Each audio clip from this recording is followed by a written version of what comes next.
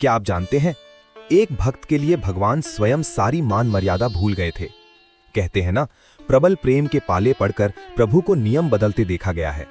अपना मान भले टल जाए, पर भक्त का मान टलते कभी नहीं देखा गया। भक्त नामदेव यमुना नदी के किनारे बैठकर भजन कर रहे थे।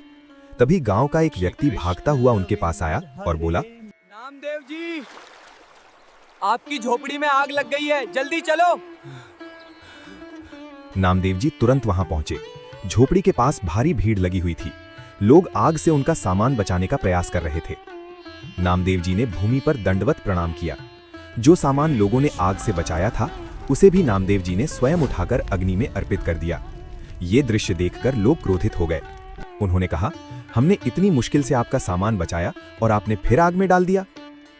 ये देखकर गांव वालों ने निर्णय लिया कि अब कोई भी नामदेव जी को भिक्षा नहीं देगा। अब नामदेव जी कड़ाके की ठंड में यमुना किनारे बैठकर भजन करने लगे। भोजन का कोई ठिकाना नहीं था। जीवन में घोर कष्ट आ गया। ये दृश्य भगवान श्री कृष्ण से देखा नहीं गया। तभी वे उठ खड़े हुए। रुक्मिणी जी ने पूछा, प्रभु, इतनी रात में कहां जा रहे हैं? भगवान मुस्कुराते हुए बोले, हे देवी, हमारा प्रिय भक्त संकट में है। उसकी झोपड़ी जल गई है और अब उसके पास कोई सहारा नहीं है। रुक्मिणी जी बोली, प्रभु, क्या मैं भी आपके साथ चल सकती हूँ? भगवान ने कहा, हाँ, अवश्य।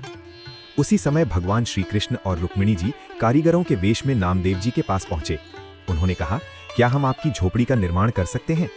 नामदेव जी बोले, निर्माण तो कर दीजिए प्रभु, लेकिन मेरे पास आपको देने के लिए धन नहीं है। भगवान बोले, हमें धन नहीं चाहिए, बस दिन में 2 समय रोटी दे देना। नामदेव जी बोले, मेरे पास तो वो भी नहीं है, लेकिन मैं अन्य गांवों से भिक्षा मांगकर ले आऊंगा। तब भगवान श्री कृष्ण और रुक्मिणी जी झोपड़ी के निर्माण में लग गए। कुछ ही समय में उन्होंने एक अत्यंत सुंदर झोपड़ी बना दी। जब गांव वालों ने वो झोपड़ी देखी तो आश्चर्य में पड़ गए। उन्होंने पूछा, इतनी सुंदर झोपड़ी किसने बनाई? हमें भी ऐसी ही बनवानी है। नामदेव जी मुस्कुराकर बोले, ऐसी झोपड़ी बनवाने के लिए पहले अपने घर में आग लगवानी पड़ती है। ये सुनते ही सभी लोग समझ गए। उन्हें अपनी गलती का एहसास हुआ और वे नामदेव जी से क्षमा मांगने लगे।